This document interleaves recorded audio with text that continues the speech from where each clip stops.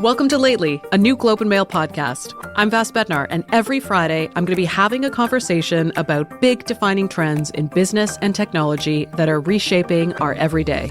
Find Lately wherever you get your podcasts.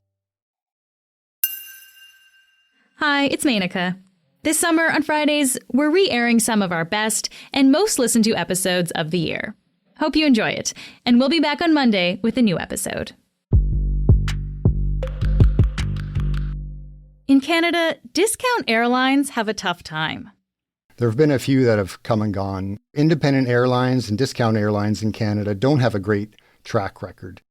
Eric Atkins is the Globe's transportation reporter.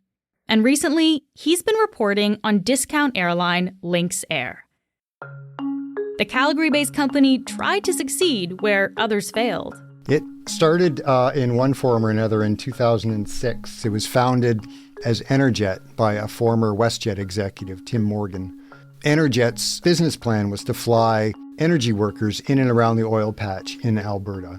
That didn't really work. They retrenched. They had various other names and various other plans that never came to be. Jet Naked, Fly 2.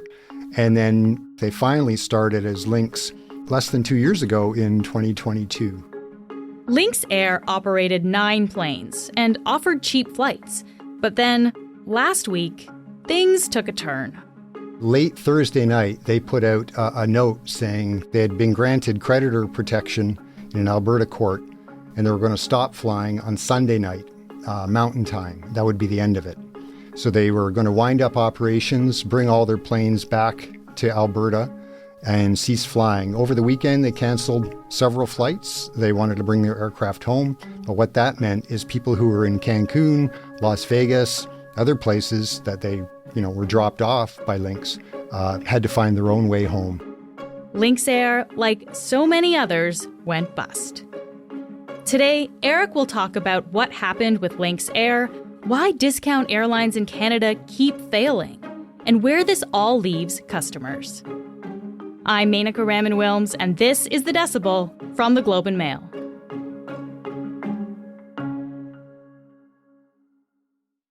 Eric, thank you so much for being here. Thanks for having me. So Lynx Air is what we call a discount airline. So what distinguishes a discount airline from something like an Air Canada or a WestJet? A discount airline sells you the seat and nothing else. Your baggage check-in, even your carry-on baggage is extra. The food and drink, if they offer it at all, are extra. Although on Lynx, you got a free bottle of water, but Lynx didn't even sell food. Wow. And they often, a low-cost carrier will fly into a secondary market where costs are lower. Competition for gates among other airlines is less. Lynx was unusual for a low-cost carrier in that they did fly into Toronto, Montreal, Calgary. They went into the big markets. But that also meant they were going head-to-head with the established carriers, WestJet, Air Canada, and Porter. Okay. And what about their staff? Like if you're working for a Lynx versus an Air Canada, are you getting paid similar amounts? No, you're generally getting paid less. Lynx's staff had just certified with unions. They were becoming unionized. I don't think they had ever negotiated their first contract. That would have driven up expenses for them even further. But they run their airplanes more often than a typical airline would. They turn it more quickly. They sweat the assets, as they say. And they also run one kind of aircraft, which standardizes your maintenance, your training, your usage across your fleet. Lynx had one type, which was 9 Boeing 737 Maxes. Okay, so your replacement parts are the same. Your pilots only have to train on one aircraft. That's the benefit. Exactly. Okay. So it sounds like really a discount airline, the main difference here is that the prices that they're offering customers for flying on these flights. So in the case of Lynx, Eric, what kind of prices were they offering for a seat? Well, from Calgary to Montreal, last I checked, you could fly for less than $100 on Lynx versus, depending on the day and the class, it could be several $100s on WestJet or Air Canada. You touched on this a little bit, but let's talk about it directly. Like when we talk about the place in the Canadian market that Lynx was trying to fill, what exactly was that hole that they were trying to fill? The low-cost carriers say they're not trying to compete head-on with the established carriers. They're not trying to compete for the people who fly, certainly for business or even for leisure. They're trying to stimulate new entrants, new customers in the market. Stimulate is their word. People who ordinarily would take the car or take a bus or maybe not fly at all. Students, people with families who cannot afford to buy tickets for 4 people. Flying's an expensive proposition, and the low-cost carriers would target people who ordinarily could not or would not be able to afford airfare. Okay.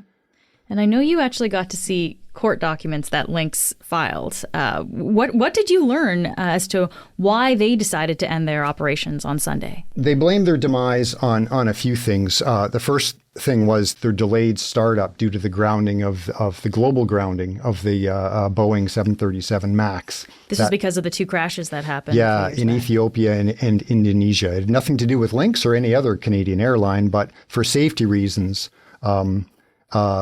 aviation authorities around the world grounded every single MAX until Boeing could come up with a fix for the problem. So that delayed their start by a couple years.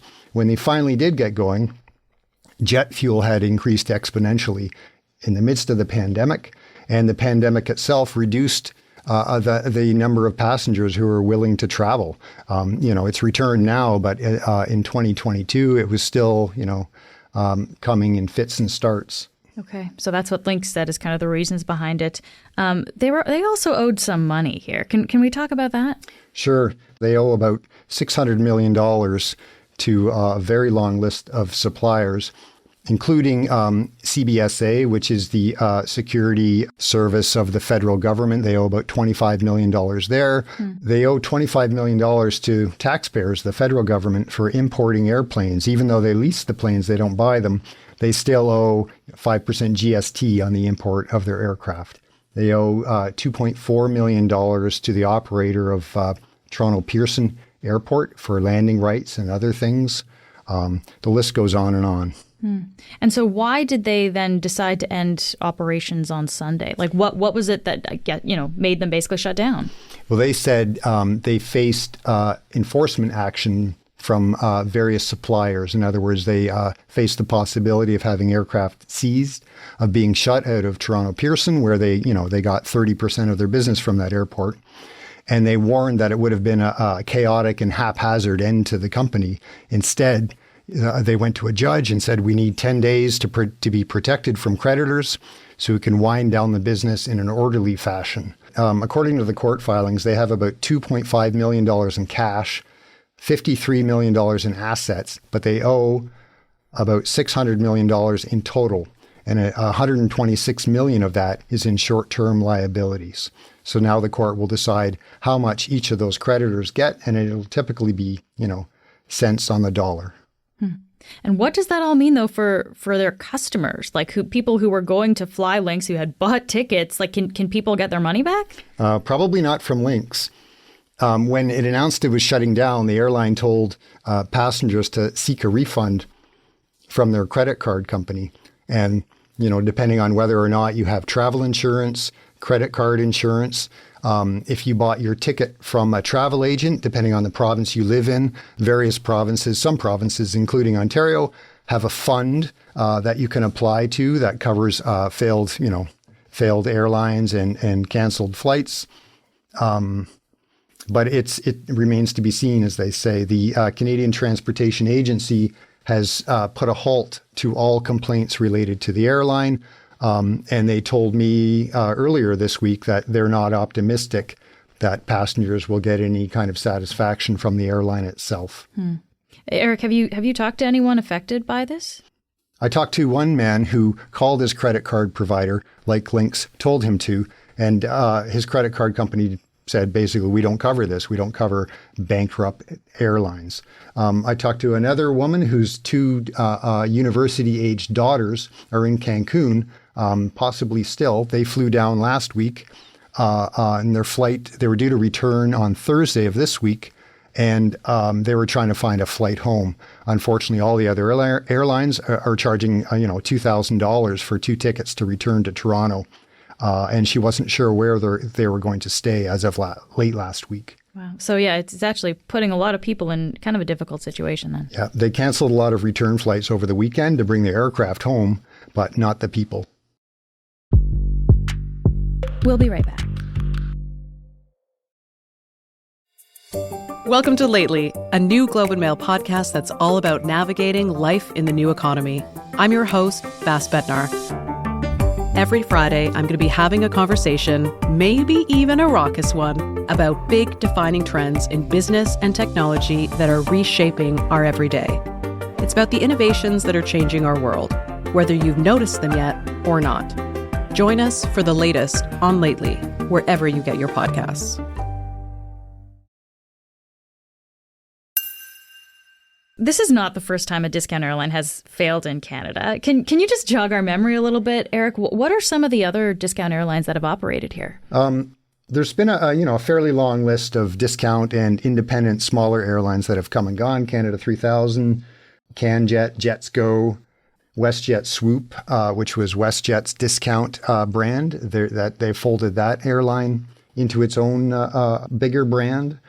And then there is Sunwing as well. WestJet purchased Sunwing a couple of years ago, and they're folding that company into its own brand. Sunwing wasn't a discount carrier. It's a leisure sun carrier, but nevertheless, it is also going away. People have long said we have too many airlines in Canada, and the market seems to be taking care of that.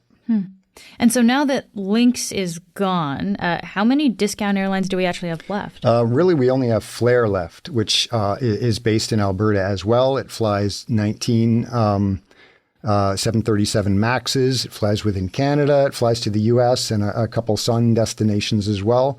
It does fly to secondary markets like Kitchener, Ontario, and it does offer cut rate fares with no frills. Okay, so our options basically in Canada, we've got Air Canada, WestJet, we've still got Flair, and we've also got like Air Transat and Porter, but those two aren't actually discount airlines then? No, they're not. Air Transat is primarily a leisure carrier. They're big flying Sunseekers to Europe and the Caribbean. Leisure primarily go to the holiday spots as opposed to domestic out and back destinations. They recently started offering cross-Canada flights, but we're not sure how well that is going to go. Porter, which everybody in Ontario knows, operates out of the island, but it recently bought a whole bunch of... That's the Toronto Island, yeah. Yes, yeah. The Toronto, the small airport right by the downtown. But it recently added a whole bunch of jets, bigger jets. It's flying out of Pearson, Montreal, all the bigger airports, and it's trying to make a go of the cross-country domestic market. But it's not a discounter. They'll tell you that. They kind of fall in between the discounters and the more established carriers price-wise. Okay. So that's the situation in Canada. But what about outside of Canada? Do discount airlines tend to succeed outside of Canada? They're well established in the U.S. and Europe. And there's a reason they're well entrenched and successful in those countries is those countries have lower fees charged by the airports and various governments. The countries are more dense, so they don't have to fly, Calgary to Toronto to sell a fare. They can do shorter hops, especially in Europe and parts of the U.S., where flights are certainly cheaper than they are here. It's a bigger market. There are just more people in those countries. Canada is, as we all know, it's very dispersed. We have a lot of geography here. It's a big place with not a whole lot of people spread out over a massive country. You can fly across the country in 6 hours where you can get to, across Europe in that same time. Okay, so let's talk about some of the reasons why Lynx and the other discount airlines that came before, why they can't seem to make it in Canada then. So I want to ask you about 3 factors here, Eric. And the first one is fees and taxes charged by Canadian airports, because they are higher than in other countries. So how much higher are they, and how big of a factor is this? Well, the airlines will tell you they are a big factor. I'm looking at an Air Canada ticket that itemizes all the fees that Canadians are charged when they buy a ticket from Air Canada, and every airline, frankly, would pay the same amount and pass it on to the passengers. There's There's taxes of, 13 or 15%. There's an airport improvement fee of $35 for every departing flight. That's from Toronto, but most airports in Canada charge, almost as much, if not a little bit more. There's a air traveler security charge. You're paying $7 to $25 to have your, take off your belt, have your bag searched, that sort of thing. And then there are, fees for that the airline itself pays, landing rights, gate fees. The airports themselves are charged rent by the federal government. So all those things come out of the customer's ticket. In the U.S., by contrast, the airports do not pay rent to the federal government. They're owned by the government. They're either owned by the municipality, the state, or the federal government.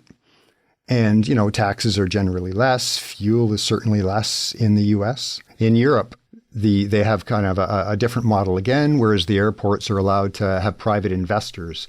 Large pension funds, including some Canadian ones, are investors in European airports. They're allowed to make a profit, but it also helps them pay for improvements. Whereas in Canada, the only way airports can make improvements is by taking on debt or waiting for the odd government grant. What is the model that we have in Canada then? Like, how does it work here? Why are we paying all these additional fees every time we fly? In the 90s, the federal government hived off the airport authorities into nonprofit independent companies. Transport Canada owns the airports, and they're operated by these nonprofit entities, the Greater Toronto Airport Authority, for instance. And they pay rent to the federal government. They pay a lot of rent, in fact, about $6 billion since they were created toward taxpayers. So in Canada, we have a user pay system. So the airports are funded by the airline customer.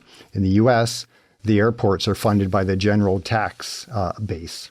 Okay, so in Canada, you only kind of pay those fees if you're actually using the airport then? Yes. And just to kind of hammer this point home, Eric, so if we're looking at Canada versus the U.S., like, for example, the airport improvement fee, what is the difference between what someone in Canada would pay for that and what someone leaving out of a U.S. airport would pay for that? In Canada, for Pearson, it's $35 for every departing passenger. In the U.S., it's about $4.50 U.S., so it's substantial. And you pay it on the way home as well. So if you go from Toronto to Montreal, you pay $35 when you leave, and you pay, I forget what Montreal's is, but you pay, another $30 or $40 when you depart Montreal on the way home. So if you're flying a family of four, it quickly adds up to a few $100s on top of your ticket. Wow. What do airports say about these fees and the fact that these are passed on to the customer? They say it's a user pay system, and if you don't fly, you don't bear the cost. They say it makes sense. What the airports don't want to do is pay rent to the federal government. They say they want to be able to invest the money they pay as rent into improvements in the airports themselves so they don't have to take on debt. Because the user pay system in the pandemic basically failed. All the users went away. The airports were left trying to, you still have to maintain your runway, operate, things to a certain degree. And without users, they had no money to do that. So the airports, all of them, have taken on a tremendous amount of debt since the pandemic, and now they're trying to deal with it. Okay, so that's the first element. The second hurdle I want to talk about is investment. Eric, you've reported that there's really a shallow pool of investment capital for airlines like Lynx Air in Canada. What exactly does that mean? Well, there are foreign ownership restrictions on airlines, which means the airlines can only tap, a limited number of funds and investors to invest in them. A Canadian airline can't be owned more than 49% by foreign money. So it has to be majority Canadian owned. 51% Canadian owned, and no foreign entity by itself can own more than 25% of a certain airline. Okay, so basically because it has to be majority Canadian owned, it kind of restricts then who can invest in airlines and maybe makes it not as attractive to invest in, I guess. Yes. All right, so we've got fees and taxes, we've got investment. The third point I want to ask you about, Eric, is the lack of competition in Canada. How does that fit in? Well, Air Canada and WestJet between them own about 75% of the Canadian market, simply because they're so huge. They both have hundreds of planes. They go just about everywhere. They have a hub system where you buy a ticket and you can, end up all over the world by buying one Air Canada ticket. The discount carriers don't do that. They offer, out and back to one thing, and then you have to buy another ticket if you want to get anywhere else. So it really is a duopoly. I've been told by people in the industry, Canada is big enough to support 2.5 airlines. So you've got WestJet, Air Canada, and, what is the other half airline? In Eastern Canada, it was Porter. But now that Porter is trying to go nationally, are they trying to get 3 airlines? Out west, we've got Flair and formerly Lynx. Maybe they were the other half airline in Western Canada. But it is harder for the smaller airlines to compete with the established carriers. To some degree, WestJet and Air Canada, they were forced to compete. However, the other companies are so small that nobody is expecting the demise of Lynx to have any, major impact on the overall price of airfares in Canada. So this is actually what I wanted to ask you as we're kind of, rounding out this conversation, Eric. So now that we're in the situation with Lynx's demise, so this doesn't necessarily mean higher costs for Canadians now? It's hard to say on certain routes. A discounted ticket has gone away. I guess we'll see if Flair wants to step into those markets or if the other airlines will as well. But they have higher cost bases, and they're not able, in a lot of cases, to offer for any sustained length of time a lower fare. And Lynx, when it said it was shutting down, it said it was trying to stabilize. Does that mean, is there a chance that it could come back? No, they say we're done. We're winding down the business. However, in the court documents, they said they had an agreement, a term sheet with Flair Airlines, its Alberta discount rival. There had been rumors that they were in takeover talks. By Flair?